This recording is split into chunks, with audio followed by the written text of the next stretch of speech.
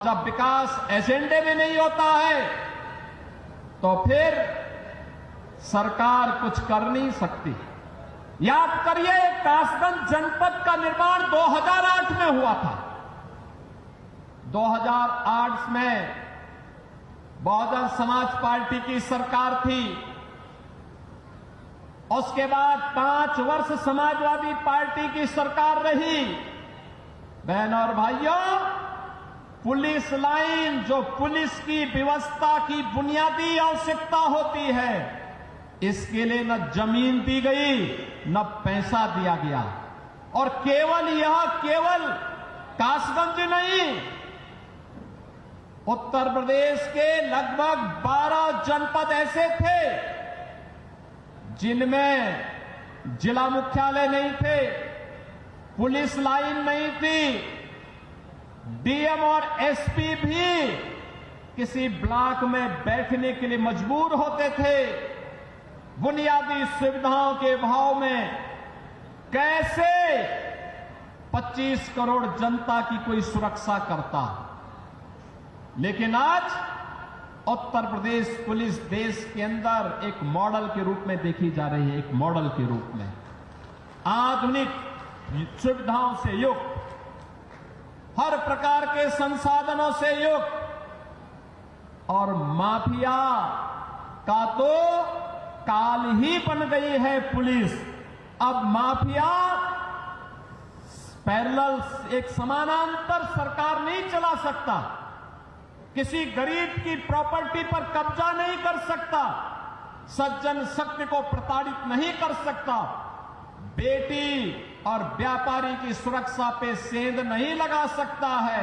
अगर लगाएगा तो उसे मालूम है अगले चौराहे पर यमराज उसका इंतजार कर रहा होगा और फिर राम नाम सत्य है कि यात्रा निकलनी प्रारंभ हो जाएगी। बहनों और भाइयों, ये नए भारत का नया उत्तर प्रदेश है। आज मुझे 191 करोड़ रुपए की लागत से बने हुए कासगंज के अत्याधुनिक पुलिस लाइन के लोकार्पण का अवसर भी प्राप्त हो रहा है। ये लोकार्पण केवल एक पुलिस के लिए नहीं, पुलिस के लिए यहां अत्याधुनिक सुविधाएं दी गई हैं। 1000 बैरक बनाए गए हैं, 1000 पुलिस कार्मिकों के लिए बैरक बनाए गए हैं। यहां पर पुलिस के जुड़े हुए अधिकारियों के लिए आवासीय सुविधा भी दी गई है। पुरुष हो या महिला कांस्टेबल या अधिकारीगण, इन सबके लिए सुविधाएं दी गई हैं। ऑडिटोरियम भी बनाया गया है। लेकिन साथ साथ यहां पर पुलिस की वे आधुनिक सुविधाएं भी इनको प्राप्त हो रही हैं जो एक आधुनिक पुलिस को प्राप्त होने चाहिए। और ये मॉडल बना है। उत्तर प्रदेश पुलिस आवास निगम ने एक समय सीमा के अंदर इसे निर्माण करते हुए आज समर्पित किया है और यह कार्यक्रम अनवरत रूप से आगे बढ़ेगा। अब पुलिसकर्मी भी टूटे हुए एस्बेस्टस के बैरक में नहीं रहेंगे, बल्कि हाई राइज बिल्डिंग के किसी अच्छे शानदार आवासीय सुविधाओं से युक्त बैरक में रह करके सुरक्षा का शानदार मॉडल खड़ा करेंगे। यह पुलिस लाइन कासगंज इसका एक उदाहरण बनकर के उतरी है।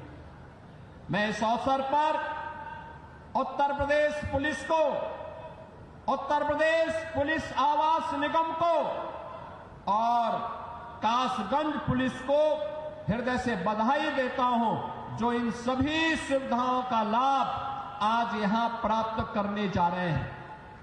बहनों और भाइयों, आज यहां पर कासगंज के अनेक परियोजनाओं की सौगात भी कासगंज वासियों को प्राप्त हो रही है।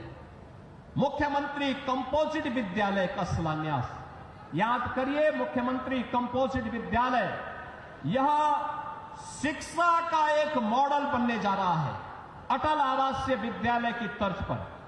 अटल आवासीय विद्यालय 6ठी क्लास से 12वीं तक है, लेकिन मुख्यमंत्री कंपोजिट विद्यालय, बहनों और भाइयों, यह प्री प्राइमरी से लेकर के 12वीं तक होगा और हमारा प्रयास होगा पहले चरण में जनपद स्तर पर दूसरे चरण पे तहसील स्तर पर, तीसरे चरण में ब्लॉक स्तर पर, चौथे चरण में न्याय पंचायत स्तर पर विद्यालयों की एक श्रृंखला खड़ी होगी।